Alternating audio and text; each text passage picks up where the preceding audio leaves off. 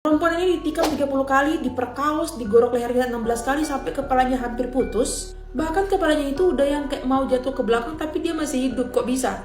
Jadi gini ceritanya. Jadi ini kasus dari seorang perempuan bernama Alison Botha, berasal dari Afrika Selatan, di mana dia diculik tepat di dekat rumahnya, geng. Jadi dia tuh baru aja balik ke rumah dari tempat nongkrong sama teman-temannya. Tapi pas dia mau parkir mobilnya, tiba-tiba ada orang asing berpakaian hitam dari arah belakang maksa dia buat masuk ke mobil sambil nodongin pisau. Di situ dia mulai mengobrak-abrik barang-barang di mobil Alison. Terus Alison ini sambil ngomong dalam hati, kalau memang mau ngambil barang-barangnya, ambil lah, ya penting nyawaku selamat gitu kan. Tapi ternyata enggak, geng. Justru dia nyuruh Alison buat nyetirin mobilnya terus ngikutin arah si laki-laki ini. Di perjalanan juga dia beberapa kali bilang kalau butuh mobilnya, uangnya ambil aja biar aku turun di sini. Tapi itu semua nggak digubris sama dia, geng.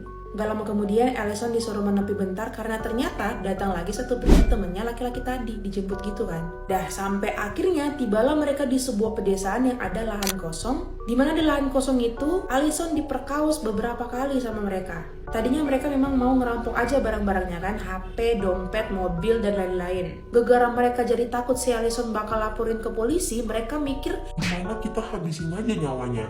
jadi awalnya tuh Alison dibekap gitu, geng, biar kesannya meninggoy gegara sesak napas. Tapi gagal, Alison cuma pingsan aja waktu itu. Makin gak karuan pikiran mereka berdua ini, jadi mereka bikin yang lebih brutal lagi. Nah, di sini nih mulainya. Mereka menikam perut Alison pakai pisau 30 kali sampai perutnya kebuka lebar. Bahkan katanya mereka itu coba buat mutilasi bagian organ reproduksinya gitu. Tapi katanya itu aman, mungkin gak jadi. Terus di situ kaki Alison ini mulai getar-getar gitu. Mereka lihat Alison kayak, oh udah mau meninggoy. Jadi untuk mempercepat meninggoynya Alison, ditambahlah leher Alison ini digorok pakai pisau sebanyak 16 kali. Di situ mereka udah benar-benar yakin banget kalau Alison ini nggak bakal selamat lagi. Bayangin, perutnya udah tersobek-sobek 30 kali, lehernya udah 16 kali digorok gitu. Manusia mana yang bisa selamat? Nah, karena mereka udah yakin banget, kaburlah mereka ini ninggalin Alison kayak di semak-semak gitu, geng. Dan tanpa mereka tahu, ternyata Alison ini masih hidup.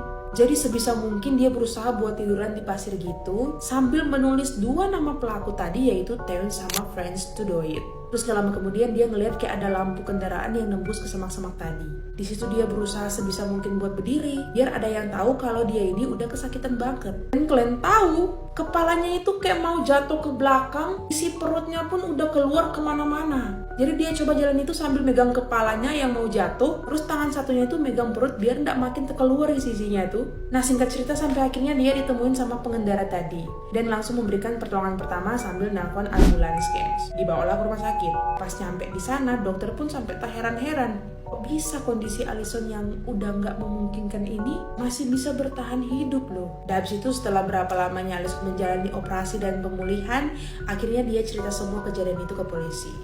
Polisi yang mendengarkan hal itu dengan gercep waktu itu juga berhasil menemukan dua orang pelaku dan dihukum seumur hidup, geng. Tapi ada tapinya. Kurang lebih 28 tahun di penjara, mereka ini ternyata diberi pembebasan bersyarat di 2023 kemarin. Nah loh, yang artinya bisa aja Alison ketemu lagi sama nih orang kan. Jadi menurut kalian gimana, guys?